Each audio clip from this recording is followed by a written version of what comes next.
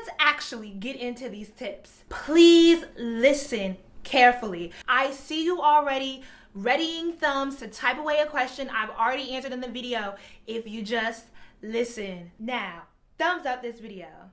The next most confusing part of Cuba is the conversion rate. Let's look at the facts, because how you go about this depends on your personal preferences. Most importantly, your American bank and debit card will work nowhere in Cuba. Let me repeat. That America embargo, sis, means you have to bring all your cash with you. All of it plus some just in case funds. Cuba is super safe, so you're fine coming into the country with $1,000+, but that is what makes Cuba expensive. Not that you spend all that money, because Cuba can be done cheaply, but that you have to bring all the money with you just in case. The American dollar, because of that embargo, which is still largely in place, is penalized with an additional 10% on top of the standard 3% exchange rate fee. That means the dollar exchanges at 87 Cuban cents. Not cute. There are two currencies in Cuba. The Cuban convertible pesos, otherwise known as the CUC or CUC, is what us tourists use. Then there is the Cuban peso or CUP that the locals use. You at minimum just need to remember that there are two different currencies that look distinctly different so you don't get swindled. Now, there's a whole lot of opinion around what's the best way to convert. There's banks and cadencas all throughout Cuba where you can exchange monies, and none of these rates vary that much. Some will suggest converting your dollars into euros in the States in order to get around the penalty fee in Cuba. This totally depends on the exchange rate, and especially with all the elections and political things happening, that can fluctuate a lot. This is where I made my mistake. The Banco Metropolitan, an official bank in Cuba, posts exchange rates on their website.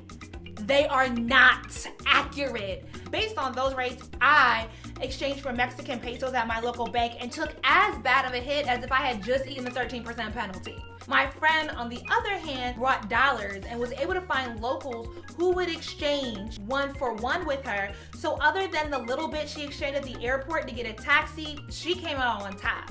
But if you're a person who is really anxious while traveling, keep that in mind when you make a decision on how to convert your money. Now, the CUC or CUC tourists use is worth 25 Cuban pesos that the locals use. I exchanged 4 CUC for 100 pesos. Technically, as a tourist, you are not supposed to use them, so you have to exchange discreetly with locals. I mean, literally, if you're exchanging any sort of money with locals, be discreet. But I use it to purchase food from the mom and pop shops and smaller items, because folks will try to get over on you when their rates are listed in Cuban pesos and a glass of mango juice only costs 50 cents.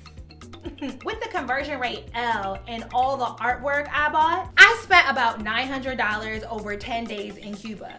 I could have done it for under $700 if I didn't go berserk at the art market, but it was worth it. Check my blog for follow-up posts on places to eat, my favorite beach, and other recommendations. I can't wait to go back to Cuba. And yes, I have a video all about the art. The selection in Cuba was everything. Jouelzy.